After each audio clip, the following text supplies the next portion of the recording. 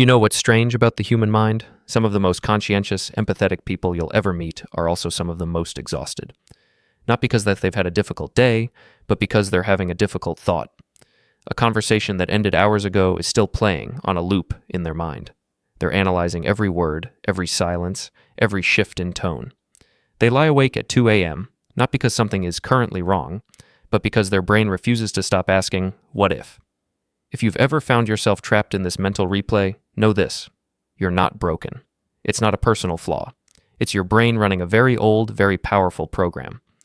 This mental habit, what psychologists refer to as rumination, isn't just overthinking.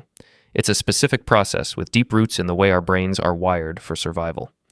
Today, we're going to pull back the curtain on the hidden brain science that traps you in these loops. And more importantly, we'll explore the practical, science-backed ways to gently guide that mind towards stillness. So why does your brain cling to these arguments, even when it feels so counterproductive? From your brain's perspective, it's doing an incredibly important job. It's trying to protect you. The problem is its methods can be outdated, doing more harm than good in our modern world. At its core, your brain's number one job is to keep you safe. And its alarm system, a structure called the amygdala, can't really tell the difference between a physical threat and a social one. To your brain, a conflict that leaves you feeling misunderstood, rejected, or embarrassed is a legitimate danger. After all, for most of human history, social exclusion was a death sentence, and that wiring is still there. So when you replay an argument, your brain isn't just being dramatic, it's running a safety audit. It's meticulously scanning the memory for clues, trying to solve a puzzle. What went wrong, and how can I prevent this threat from happening again? The argument feels unresolved, so your brain treats it like an ongoing crisis. What's fascinating is that this process can become compelling, almost addictive. That's not your imagination, that's chemistry.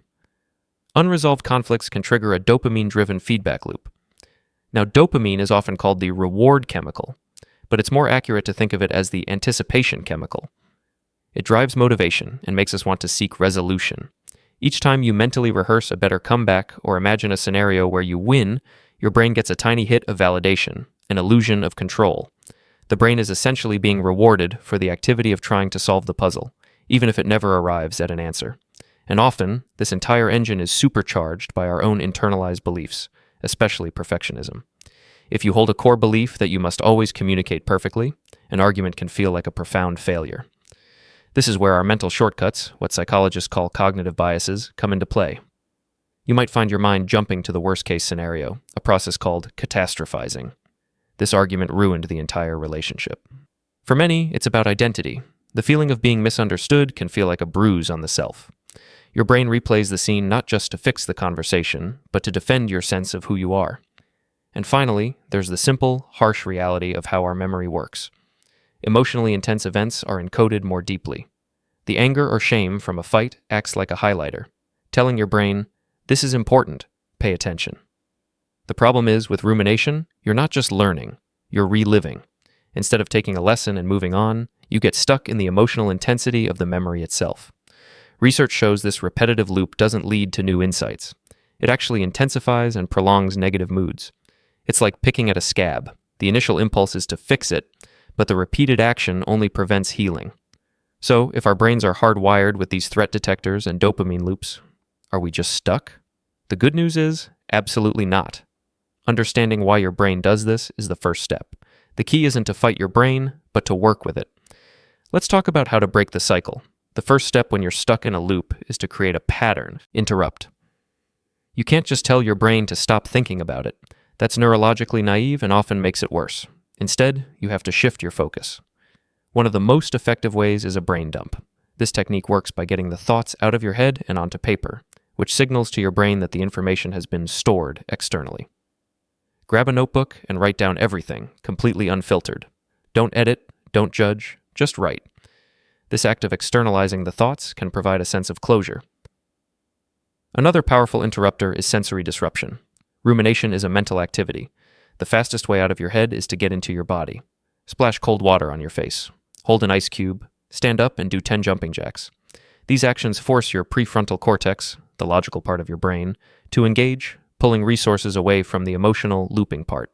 It's a short, sharp shock to your system that can be enough to break the trance.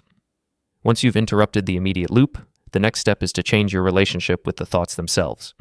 This is about reframing the story. Start by labeling your emotions.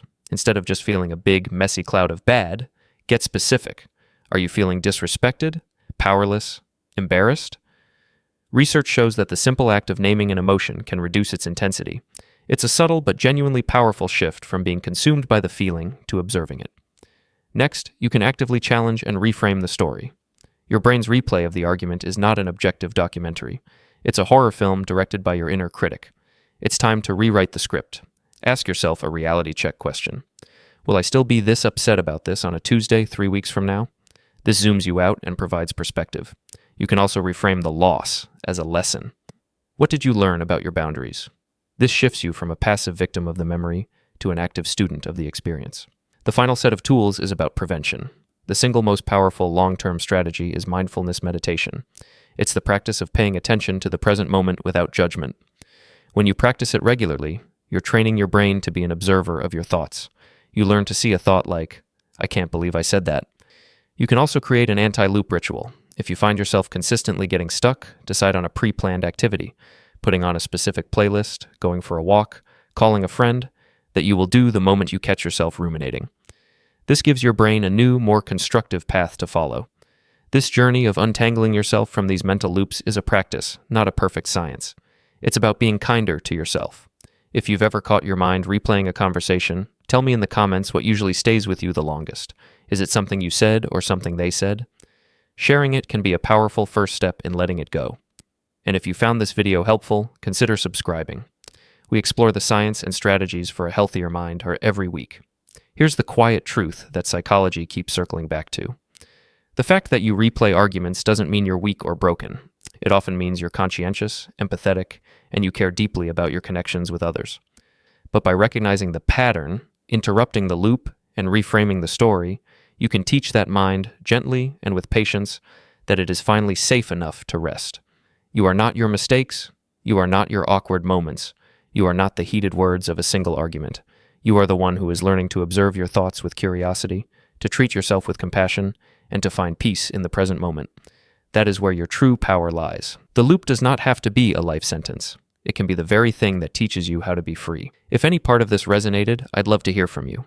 What does your mind replay most? Something you said or something they said? And if you know someone who gets stuck in these loops too, feel free to share this with them.